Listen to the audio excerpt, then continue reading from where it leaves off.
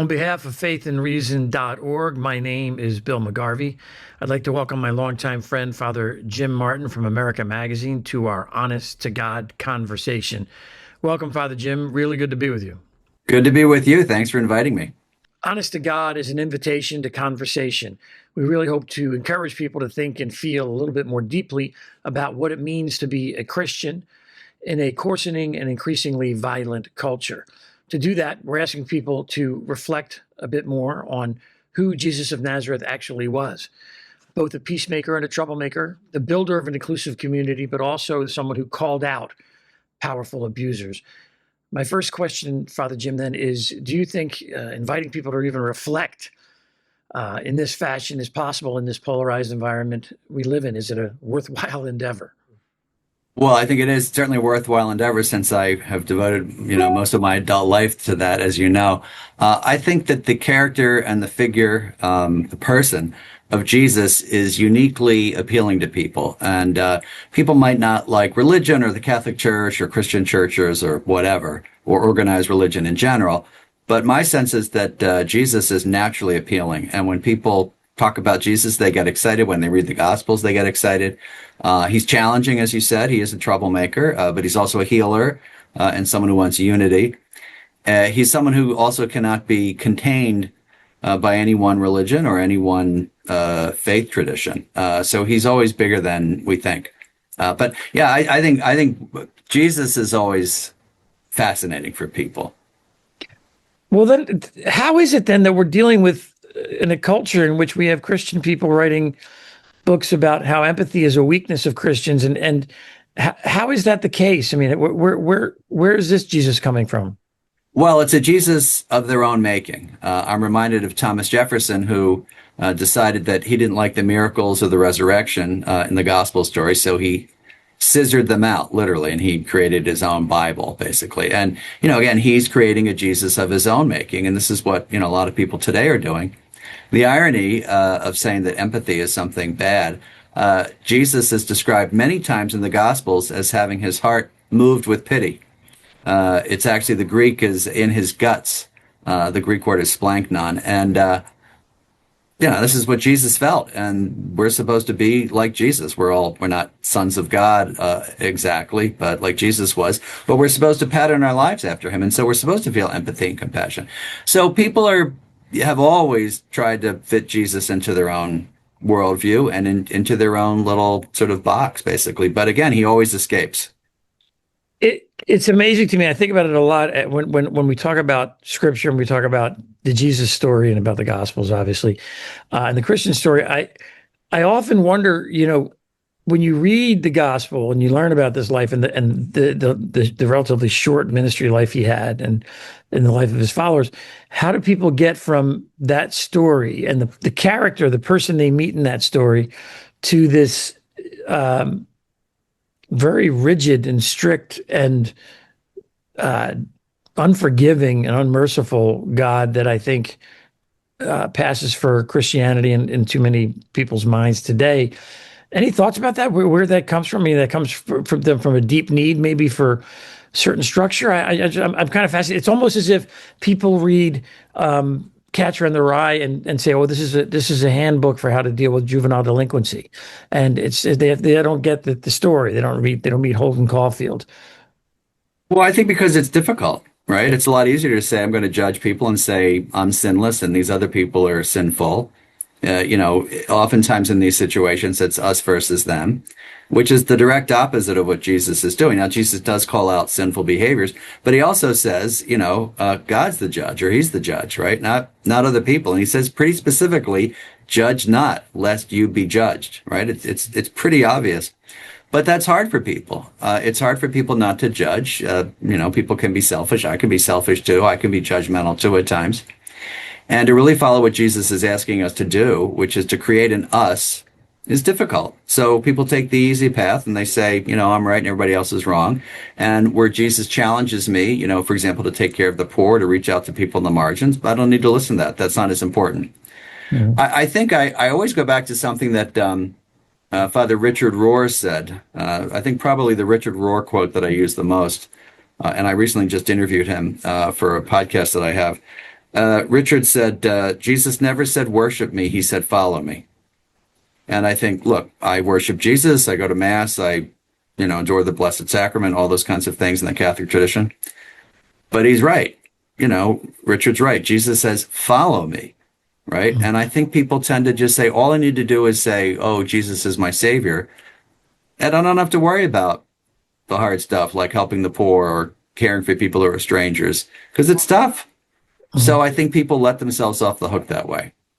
That's really interesting. You mentioned that quote from Richard Rohr because D.L. Dykes, who is the Methodist minister that he's been passed away in the 1990s, but he is sort of the minister that, the foundation was named after. His quote that when I started working with the foundation was, Jesus never asked us to worship him. He asked us to be like him. And Yeah. it's a very powerful quote. And in terms of you've been dealing with going to Rome a little more frequently over the past few years, dealing with the communications dicastery over there, and also the synod process. You met with Pope Francis numerous times, and I know you've already met with Pope Leo. And my question is, how would you say maybe the church has become more honest? The Roman Catholic Church has become more honest to God, so to speak, in the Francis papacy or the Leo papacy, not in the sense of it being deceitful necessarily before, but in the terms of how has that grown or changed? That's interesting. I want to make sure I understand your question. What do you mean by being more honest? Do you mean more transparent or? I think for a lot of people that aren't Catholic that'll be watching this, I think it's hard not to see that there wasn't a tonal shift for a lot of people in Pope Francis. You just see it in the way they light up when you mention Pope Francis. To my Jewish friends, to my friends on many levels, they go like, oh yeah, they just have. They just identify with him in ways, even if they don't have any faith life of their own. They don't know Pope Leo as much, but I think I've often had people come up and say, do you think Pope Leo is going to be like Pope Francis? So there's something viscerally there. I'd like you to see if you can comment on it, why that is. I think that's accurate. I think it's just people responding to a different kind of personality, right? Because not everybody liked Pope Francis, particularly in the United States and, in parts of Italy, especially. I liked him a lot. I think he was a very holy guy. But, he was different than St. John Paul II, Benedict XVI. He just was. He was different kind of person, more, and this is not to denigrate them at all, I think more spontaneous, right? I tend to look, I think this is unfair, but I tend to look at least John Paul's writings more as kind of a philosopher, Benedict a theologian, Francis more of a pastor. It's a very reductionist thing because they're all philosophers, theologians, and pastors.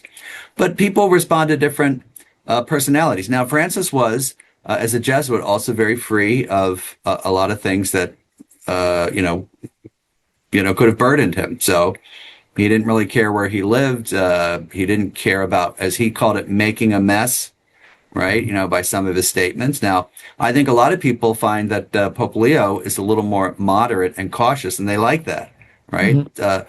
So I think it's just people responding to a personality. I thought he was great. And I think that the church needed someone to kind of shake it up a little bit, and he certainly did. And one-on-one, he was a lot of fun. I never met John Paul or Benedict, so they may have been tons of fun too, but Francis was a lot of fun. And I think people could tell that, just by looking at him.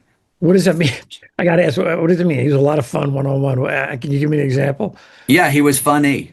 He was funny and relaxed. I'll tell you a story. So I work, as you know, with a lot of LGBTQ Catholics. That's part of my ministry these days. And the first time I saw him in 2019, I think, I thought it would be the first and last time I saw him. And so I, was asking him all these different questions. And at one point I said, how do you suggest I deal with cardinals and bishops and priests who are, kind of attacking me? And I expected some long theological answer like, I don't know, Christ suffered too, or I don't know, something like that. And he just waved his hand just like this. He said, oh, there's Pharisees everywhere. So this is very blunt and freeing. And nothing, we shouldn't stereotype all Pharisees, and we shouldn't stereotype Judaism in Jesus' time. I know that. But I think his point was basically, don't worry about it. Yeah. I had a lot of experiences where it was fun to be with him. He was just very lighthearted. The first time I met him, again, that same meeting, I was told that when you go in, you should ask him because he invites you to the audience, right? Hmm. You should ask him, what would you like to talk about? That's the correct thing to say. Okay. So I said, what would you like to talk about? And he said, what would you like to talk about?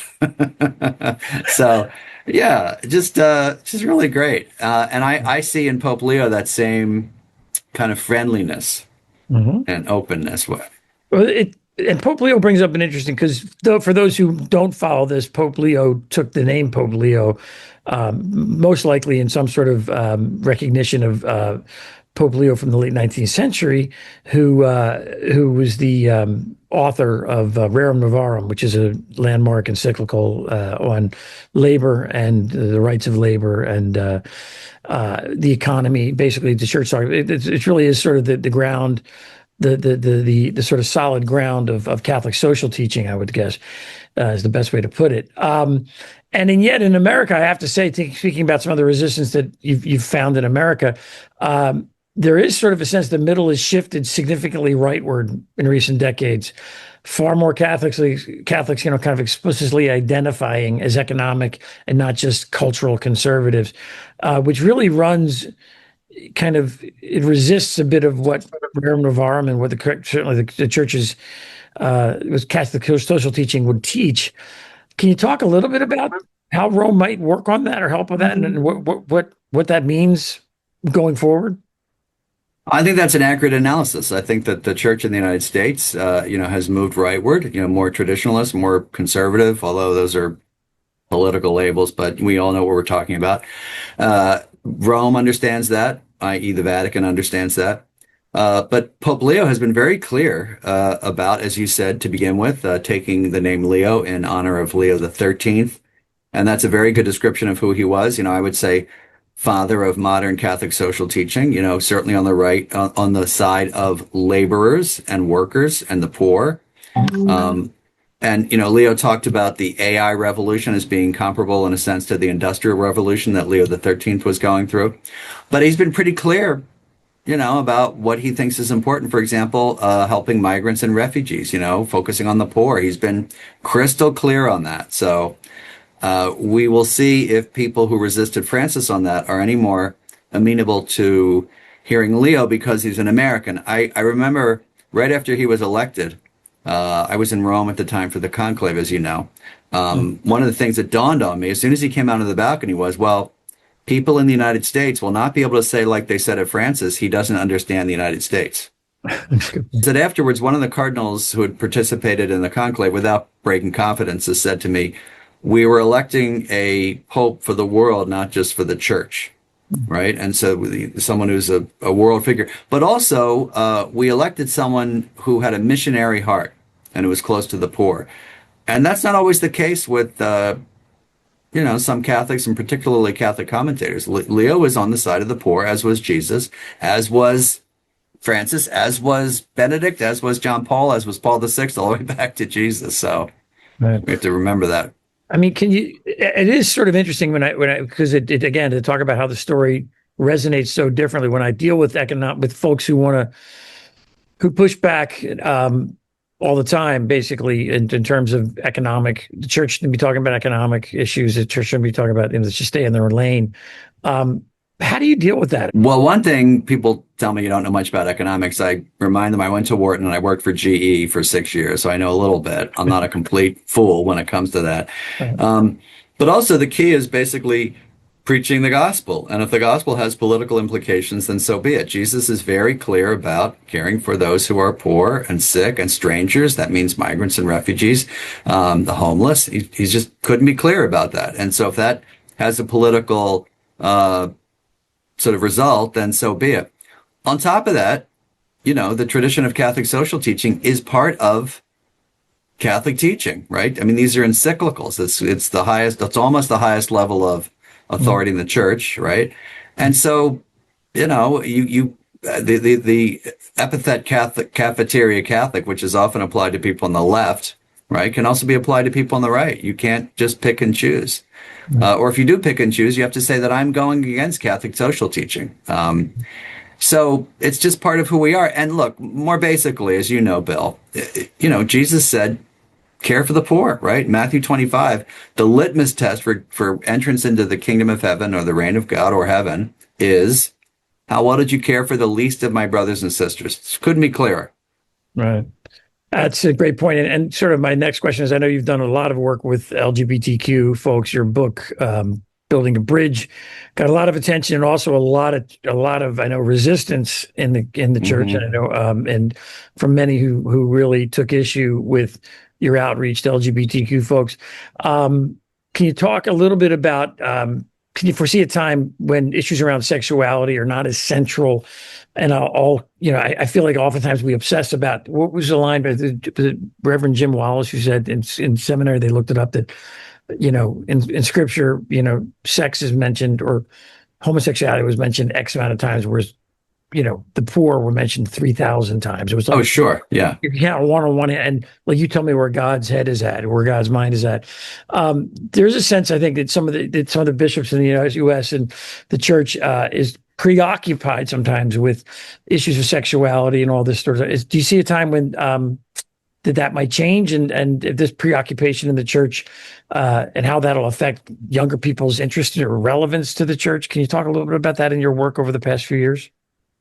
Yeah. I mean, I think, the church's teaching on sexuality is fundamentally, about reverence, right, for the other person, which is, beautiful and is something that people need to hear, in an era of like hookups, right, things like that. But it is true. I mean, this sort of overemphasis on homosexuality really does strike some people as odd, given that Jesus never talked about it. St. Paul mentions it briefly, and in fact, the translation, we have to kind of question what he was talking about. The Old Testament talks about it, and people, say, well, the Old Testament condemns it. The Old Testament also says women should be stoned for adultery, right? And people should be stoned for taking the name of the Lord in vain. We don't do that anymore. I sometimes say to people, well, that's in the Bible. Why shouldn't we do that? Well, that's different. We think about it differently.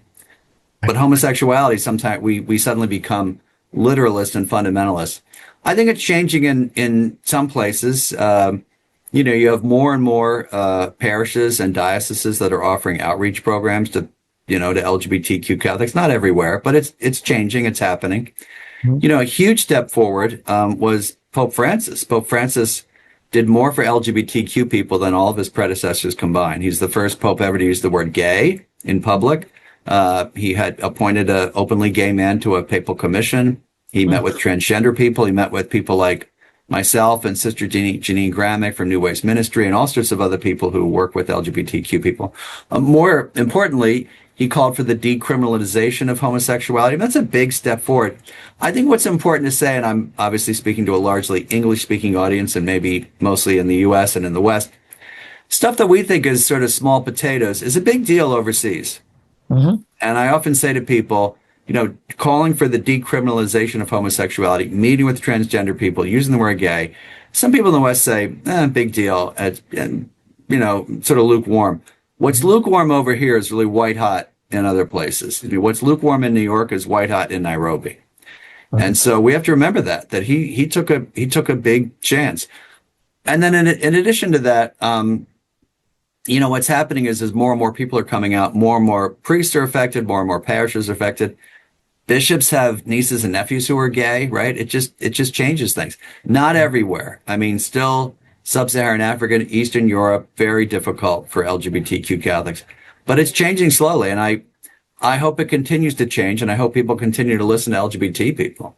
Have you seen that anecdotally in your own experience in your work? You mean in the Vatican? In the Vatican, or in just any of your experience? I mean, I know you get a lot of resistance about that issue, but I'm just thinking, how did that come home to you when you said, "Whoa, this is clearly of a different magnitude in other cultures"? At the Synod, I participated in the Synod of Bishops, and I was there for 2 sessions in 2023 and 2024. And some of the stuff you heard coming out of people's mouths was really shocking. I mean, it was really hateful. Not everybody. I would say most of the people there were very open to the question. I had one Synod delegate refuse to sit next to me at the table. He just refused to sit next to me, because of my ministry with LGBTQ people. And I said to someone at the time, even if you think I'm a sinner, you're supposed to sit with me. That's what Jesus said, right? So you're supposed to eat with and sit with sinners. Yeah, I mean, it's so cultural for some places. Sub-Saharan Africa it's pretty tough to be gay. A lot of That person, that person who wouldn't sit with you was from that part. That he was not. He was from the Middle East. Okay. And Eastern Europe, it's very difficult. What I saw changing was, and I know this for a fact, at the Synod, we got reports from different bishops' conferences. So the conferences, say, for the U.S. Conference of Catholic Bishops, the French bishops, this bishop conference, fully half of them mention LGBTQ people, and not just in the West, including in Africa. So it's something that's bubbling up, and we talked about it at the Synod. It was difficult, and the conversation could be kind of explosive, but we talked about it. And so that's a big step forward. I mean, that would not have happened 10 years ago. And that's all thanks to Francis, and also more and more people coming out. So it really is a flashpoint for a lot of people. And it was really difficult for people to talk about. But there was also a desire among most people to say, how do we move forward on this? I think most people recognize there are LGBTQ people in their dioceses if they're bishops, or parishes if they're priests, or communities if they're lay people, right, and their parishes and schools, and they want to know, how do we move forward? So that was the overall sort of approach. What do we do with this? I know, Jim, you in addition to your writing on issues like that and in work in communications, you do a lot of work in terms of prayer and the exercises and a lot of the spiritual exercises of St. Ignatius. And I guess I'd like to ask you, just in closing, maybe for a spiritual practice you would recommend for people who are struggling in terms of the world, in terms of the questions we were talking about here in Honest to God, about faith, reason, or relevance in a time of such division, a time of real pain and change, and people are searching for hope. Any spiritual practice you would recommend for people who are reviewing this? Yeah, I would say three things. First of all, if you're Christian, or even if you're not, read the Gospels. Encounter Jesus through the Gospels. It helps to have a Bible commentary, but you don't have to have a PhD to read the Gospels if you really want to know who Jesus was. That's the first thing. The second thing is a practice that we Jesuits have. It starts the spiritual exercises of St. Ignatius, who was the founder of the Jesuits. It's called the presupposition. And it means always giving people the benefit of the doubt. It's very helpful. It's hard, right? Assume that they are coming from a good place, that they want the best, that you want the best for them. It makes conversations easier. And then the third thing I would say is a very simple prayer practice called the examination of conscience, where you just review your day, and usually at the end of the day for 10, 15 minutes, and just see where you encounter God. For people who are struggling and despairing even, over what's going on in our country and in the world, seeing where God is present to you and seeing where God has touched you or where you've been consoled, it can be very helpful, because you can go through the day and say, oh, that was terrible. And then when you sit down and you look back, you say, oh, I forgot about that, right? That was actually a really nice moment. Thank you, God. So it can really ground you in the spiritual life. So I'd say first, read the Gospels. Second, give people the benefit of the doubt. And third, try the examination of conscience. I'm a big fan of the Examen. I went to Jesuit schools, as you know, and the Examen is definitely something a part of my life as well. And it does help you sort of go through, even a practical way to just kind of go through and say, what happened today? Yeah. See it through a different lens. So, and of course, the fourth one should be, they should also check out the Spiritual Life podcast. And what else should we promote here while we have you? Well, while you're here, I have a new book out called Work in Progress, which is a memoir about actually finding God in the secular world, this time in the 1970s and 1980s. I think people will like it. Work in Progress by Harper One. Great. Father Jim Martin, honest to God, I want to thank you for everything, for your friendship and for your wisdom here and your time, and all the best. My pleasure, and good luck with this project.